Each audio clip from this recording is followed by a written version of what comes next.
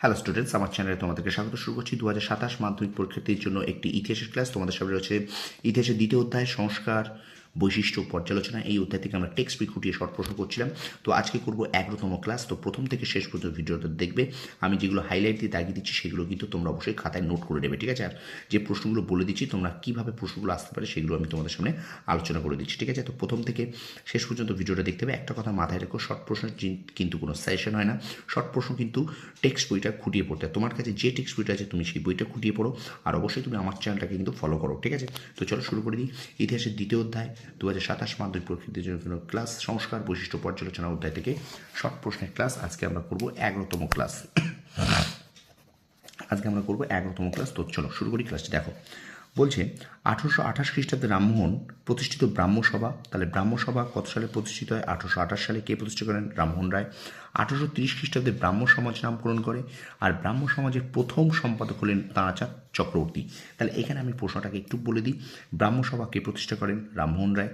ব্রাহ্মসভা কত সালে প্রতিষ্ঠিত হয়? 1828 খ্রিস্টাব্দে। ব্রাহ্মসভার নাম কবে ব্রাহ্ম সমাজ হয়? 1830 খ্রিস্টাব্দে। আর ব্রাহ্ম সমাজের প্রথম সম্পাদক কে ছিলেন? তারাচাঁদ চক্রবর্তী, ঠিক আছে? এইগুলো কিন্তু মনে রাখতে হবে।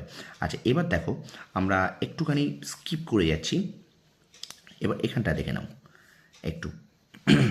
1833 খ্রিস্টাব্দে রামমোহন রায়ের মৃত্যুর পর তাঁর প্রতিষ্ঠিত ব্রাহ্ম সমাজের আন্দোলন ম্লান হয়ে আসে।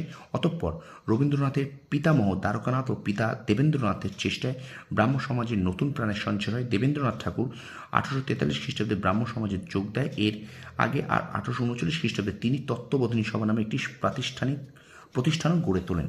তো এটা একটু দাগি নাও, তোমরা একটু লিখে নেবে।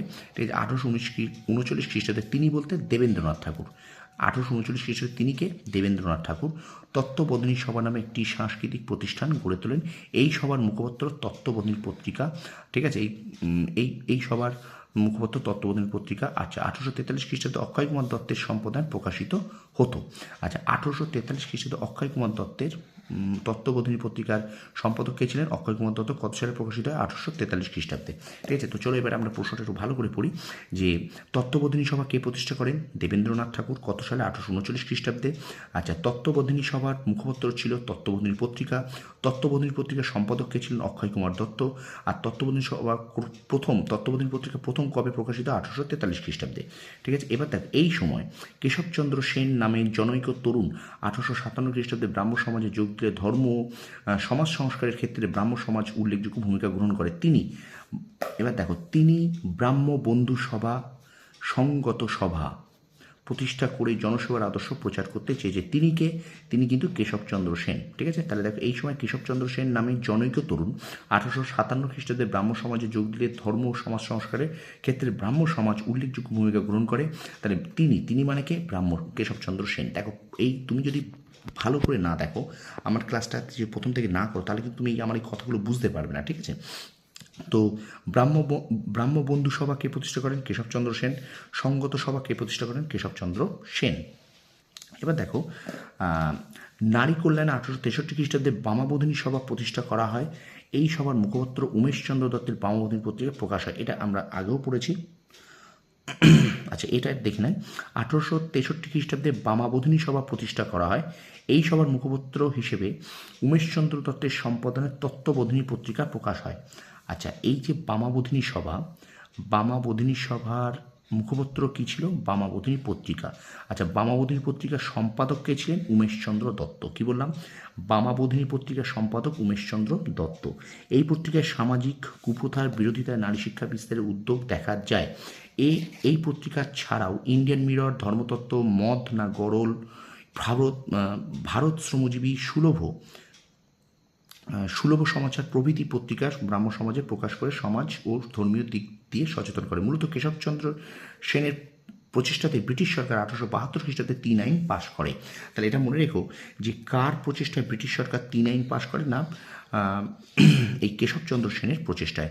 আর 3 আইন পাশ কত সালে হয়? 3 আইন পাশ হয় কিন্তু 1872 খ্রিস্টাব্দে। এই আইনের দ্বারা সরকার বাল্যবিবাহ, বহুবিবাহ রদ করে এবং বিধবা বিবাহ ও অসবর্ণ বিবাহকে বৈধ বলে ঘোষণা করে। প্রশ্ন আসবে, কোন আইন দ্বারা বা কোন আইনের দ্বারা সরকার বাল্যবিবাহ ও বহুবিবাহ রদ করে? 3 আইন দ্বারা। ঠিক আছে, তো মনে রেখো 3 আইন কার প্রচেষ্টায় পাশ হয়? না কেশবচন্দ্র সেনের প্রচেষ্টায় পাশ হয়।